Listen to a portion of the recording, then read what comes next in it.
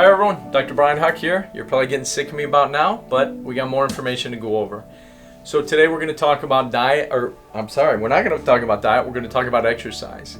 So does exercise matter? Why should I do exercise? What are the benefits of exercise? What type of exercise should I do?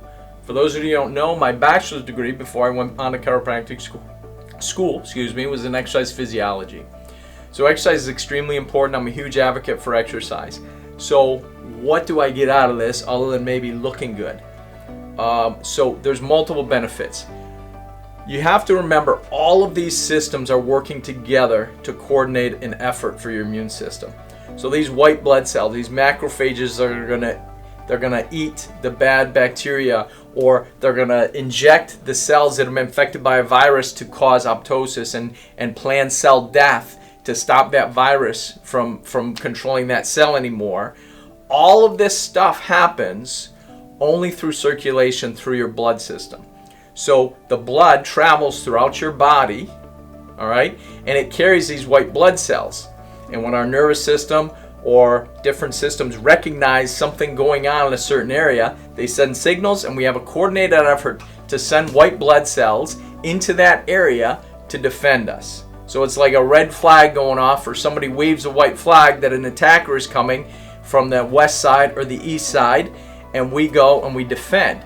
But if our circulation is poor and we have a poor heart and we have congestive heart failure or different things like that, our circulation is not going to get those white blood cells there in a timely manner.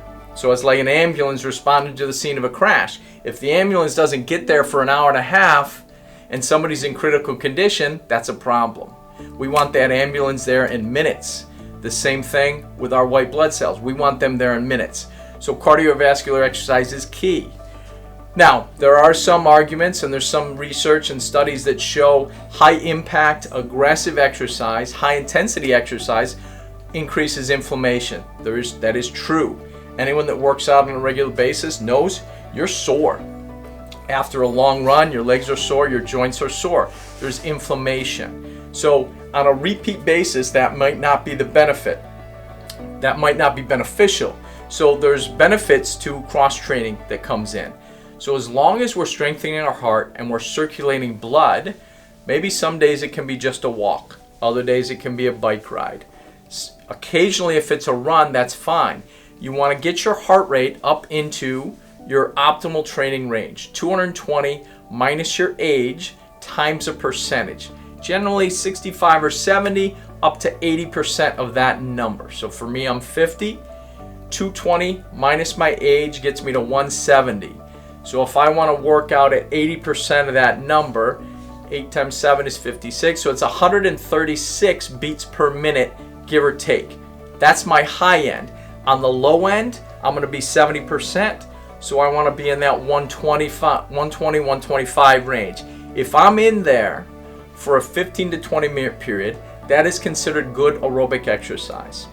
Aerobic means with oxygen, not anaerobic, where I can't breathe, I'm out of breath.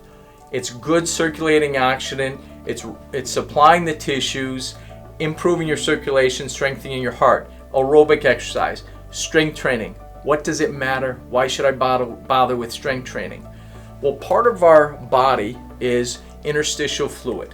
So you have stuff that's in the intestines that's not in our body, it's traveling through our body. From our mouth down to our rectum is a tube. That is not in our body yet. Our body's processing it, digesting it down to the micronutrients that we need, and then allowing those to be transported across the cell barrier into the cells. All right? In between the cells, we have interstitial fluid in our lymphatic system. Certain times with inflammation, with various things that are going on in our body, there's that fluid that is between the cells. We don't want a lot of that.